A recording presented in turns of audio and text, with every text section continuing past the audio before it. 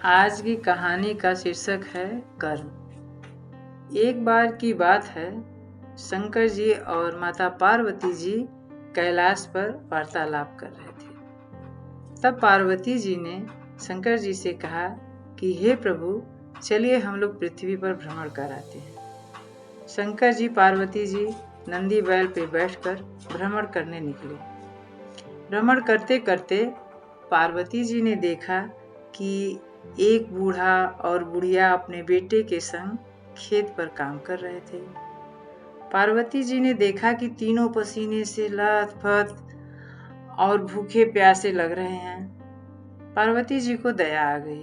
उन्होंने भगवान से विनती करके कहा, हे प्रभु, आप सर्वसमर्थ हैं, आप महादानी हैं, इन तीनों के दुख को दूर करिए। तब शंकर जी ने कहा, हे पार्वती, इस संसार में कोई किसी का दुख दूर नहीं कर सकता। यह सब उनका अपना कर्म है।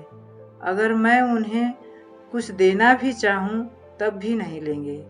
तब पार्वती जी ने फिर विनती की, कहा, हे भगवान, आप इस गरीब पर दया कीजिए। शंकर जी ने कहा, ठीक है। शंकर जी उनके पास गए और बोले, आप लोग हमसे एक एक वरदान मांग लीजिए। इतना सुनकर बुढ़िया बोली, जाओ अपना काम करो, शरीर पर ढंग का कपड़ा नहीं है, आए हमको वरदान देने। तब शंकर जी मुस्कुरा कर बोले, मैं सच कह रहा हूँ, तुम लोग हमसे कुछ मांग लो। इतना सुनते ही बुढ़िया गुस्से से तमतमा गई। बोली, ठीक है, हमें 16 साल की सुंदर कन्या बना दो। शंकर जी बोले, ये मस्तु।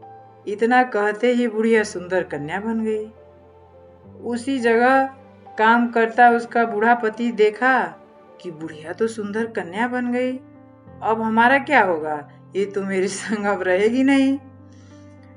बूढ़ा शंकर भगवान के पास आकर बोला, एक वरदान मुझे भी दीजिए। शंकर जी बोले, मांगो।